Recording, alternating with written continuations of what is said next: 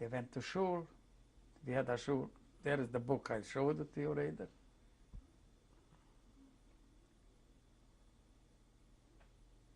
And then they took away the people. What they did in the shul, nobody knows. They made, here is a picture from the shul, and the shul was made, I think this was already in the Russians, when they took over. They made in the shul a, what do you call it, in the school they have it, they make dancing and walking, how you call this? Exercises? Yeah, how they call it? They have a room in the schools. A gym? Yeah, they made in the shul a gym, the Russians. And there you can see the picture. When the Hungarians were in, they were occupying, were the Russians there too? No, the Russians only when Germany got defeated, the Russians So came in. that's a long time afterwards, yeah. But at the time that the Hungarians were in. They still was going to the shul, yeah. Only when the ghetto started, I don't know how long it take, 2 weeks, then all the Jewish, the furniture, with everything, they put it in the shul. No more praying in the shul, no more nothing. What other things happened during the Hungarian occupation? What's happened? In 1940, people like me, I think till the age of 40, was called in working camps. Okay. That was our life from then on, till we got freed. How old were you when you were called? And I was called in 1940, I was 36. What 36? No. 14. 24, 34. 26. 26. You know better. 26. How were you notified that you were going to go into the labor service? What that means? In other words, who told you what notices or orders were given? I got a letter from an office in Mukachevo to show up there. Not only me. Some went in other places, but our had to go to Mukachevo. When you were called to go, what did your family say? What they could say. How did they react to your leaving? When I went to Mukachevo, before I reported to them in Mukachevo, my stepfather came with me. But he was there a few days, he went back home.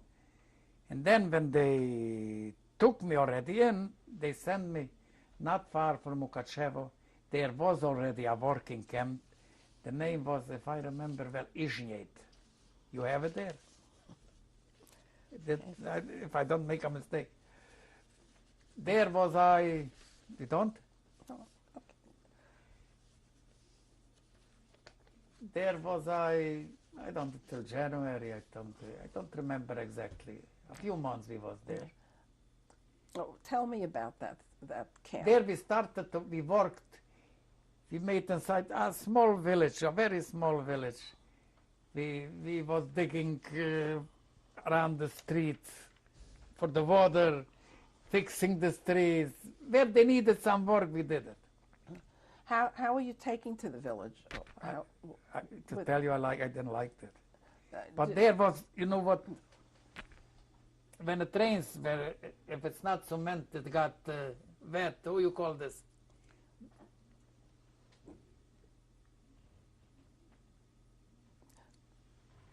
When the trains in the street,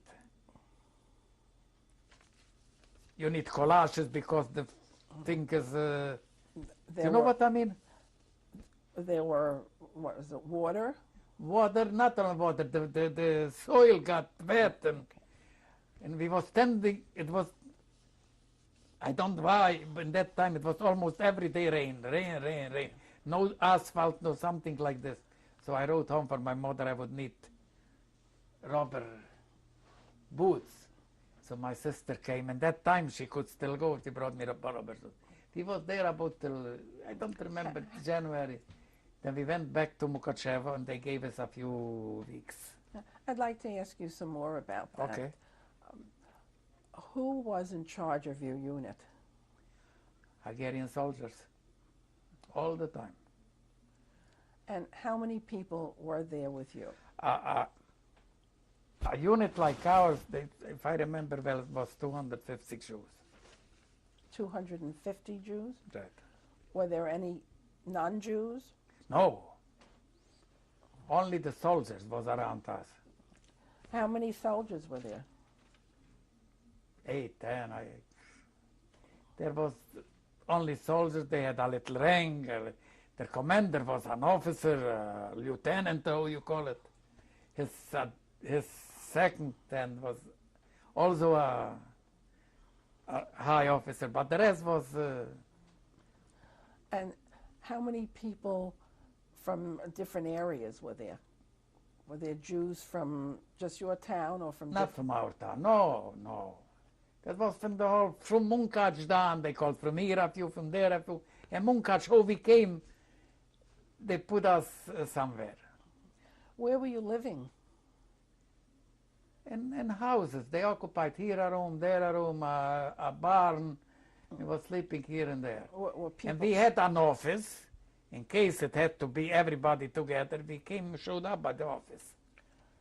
Every morning we showed up there and every evening. After that, everybody went where he had a sleeping place. Where did you sleep? In a room somewhere, there by a Jew. This was Jewish homes that you were sleeping in? Yeah. I think it was Ukrainian too, but the most was Jewish rooms. They say a room, they tell them leave, we have to clean out for the workers a room. Were you given any money for your work? They had to pay us like the soldiers every Sunday a few dollars in their money. Sometimes they gave us, sometimes not. But officially, we had to receive like the soldiers every Sunday. Don't remember how much it was. A few. From that we can buy cigarettes, not clothing. But we were lucky still till the parents were home. If I needed something, a pair of shoes, a jacket, I had it. Later it was already, after the ghetto, forget it. What we had, we had. Can you describe the work that you did exactly? I told you before. Well, He was digging inside from the streets for the water to run, and also the streets to straighten out. But they needed something in the village. They notified, the city notified the commander, and he sent out people there to do it. how many days a week did you work? 6. And how many hours a day? Officially it was 8. Unofficially? No, I want to tell you something. The soldier himself, they don't like to stay out in the rain with us. You understand what I mean? Who was in charge of the What? Who was in charge of the work situation? Who gave you the work to do? Who supervised We you? got it from our soldiers. They went out with this. For example, they told them they have to dig this street. So we came there and they said, "This stamp, mir, 10 there, 20 there." Soldiers. But they had Jewish helps. You know, capos in Germany, what the capo meant? They have Jewish people around them too. For example, every working company like we was, the one was from 4 groups, 1, 2, 3, 4. And on every these groups, a Jew was also there, to say the commander. He was a soldier, but he was the soldier's capo. I would call him this way. Some was nice and some was, they used it. Did anything happen to you? No. How were Not in the working camp. How were the Hungarian supervisors or the soldiers to you? It could be better, but it wasn't so bad. They even said we had a very good commander. That what we heard around, that our Hernadi Föhodnagy was his name. Hernadi, the lieutenant, he was a nice man. But I want to tell you from him also a little episode with his goodness. I told you before, we was the first year in Turya, no the second year. After Izhny, we went to Turya, Poland. We started to make a road in the hills by the village.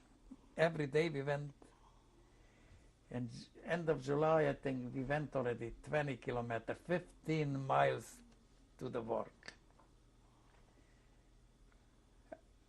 Certain things I can't, it doesn't fall away from my mind. And one Friday night we came home. The office was in a Jewish house. The family was still, one room was occupied by the office. And regularly when they counted us, they checked us, there was in the backyard a garden, you know, trees.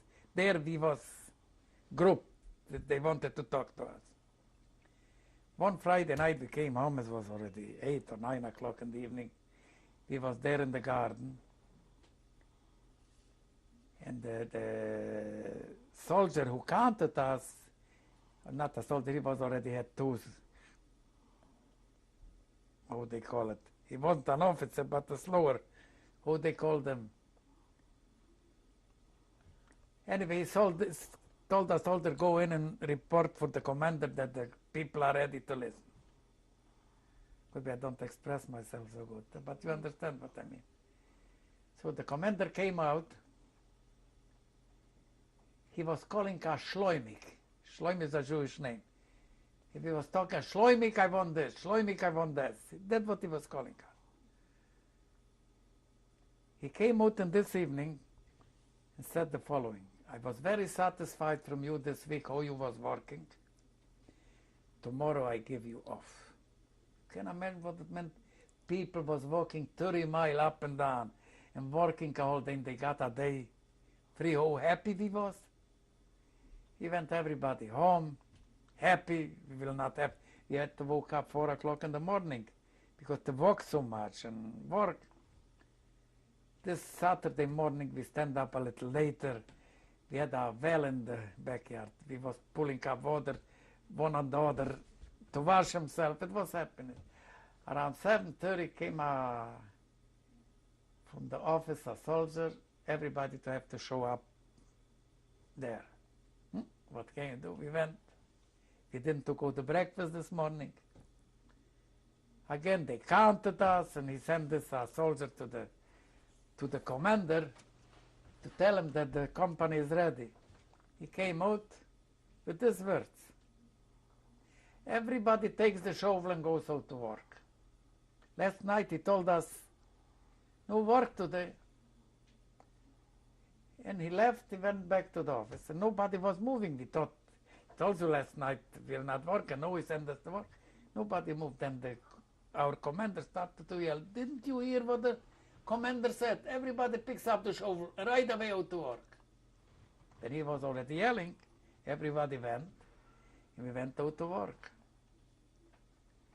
We arrived there, it was 8, could be around 12 o'clock. We waited 8 hours, we worked until you come home another 3-4 hours. And other days, the kitchen was coming up 12 o'clock and give it this day.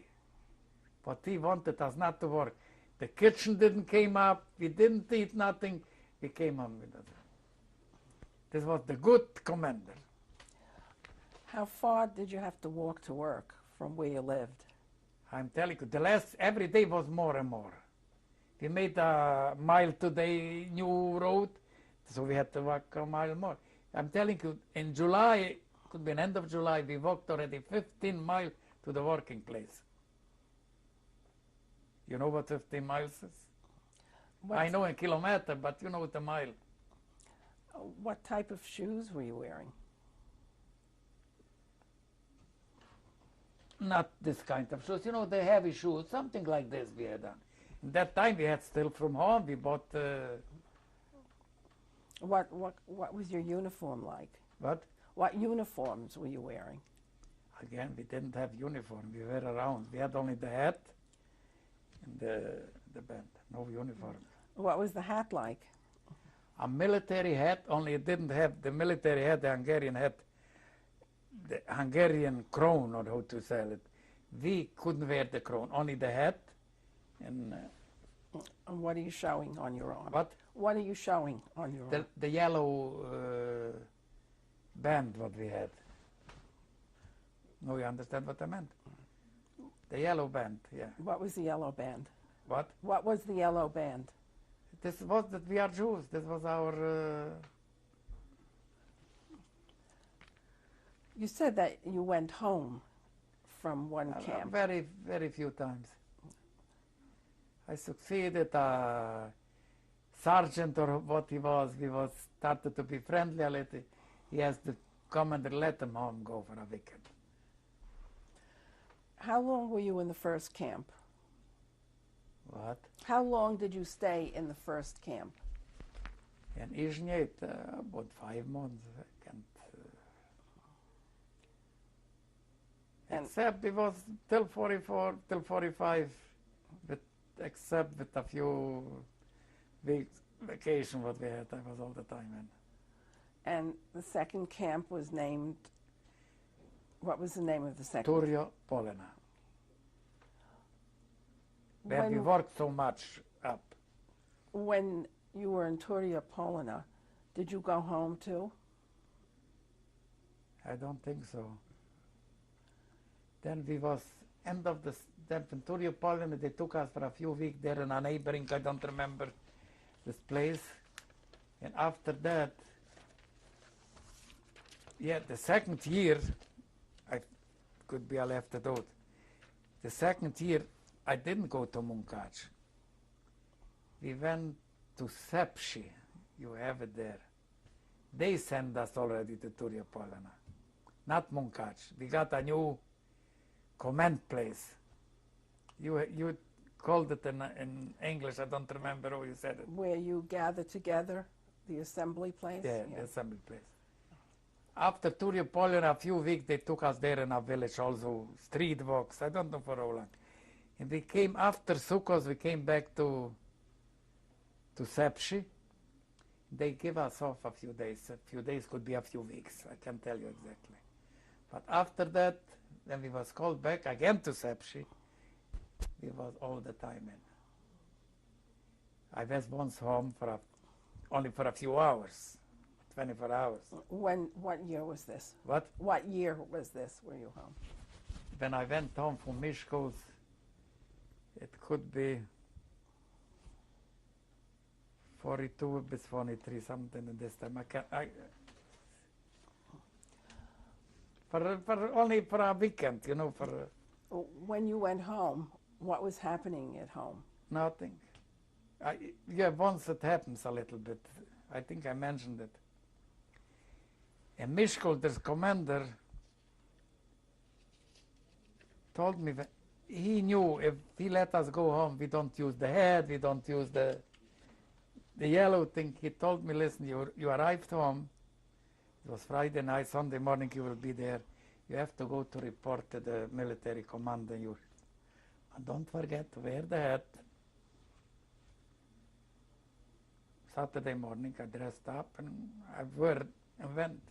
At once from the back, somebody hit me. I looked back, I knew this man. He was a sergeant in the military, but he was from our town. He hit me from the back. I think he knew me too. I turned back, I said, why are you hitting me? This was their loveliest word. You thinking Jew. A sergeant goes behind you and you don't greet him? I said, how can I greet you? I didn't see you. You came behind me.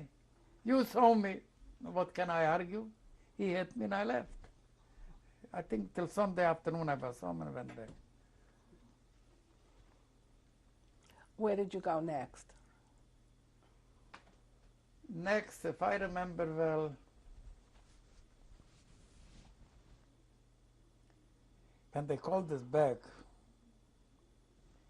they sent us to Mishkos, from Mishkos to Serenj, from Serenj to Notkovesh, from Notkovesh, where we was signed out to the train department, where they needed work. From that minute on, we was almost straight up. They didn't came out, they said for all the soldiers, they took us out to the railroad, see that they will work this and this here. What areas were that? This is a real Hungary. This is even today Hungary. Miskolc, Sáros, Potok, Emőt, Keresztes. I can show to you on the map. How far from your home was that? Oh, this is far. Few hundred kilometers. how did you get from place to place? Is the question how far it was. Regularly we went with train. And we'll continue on the next tape.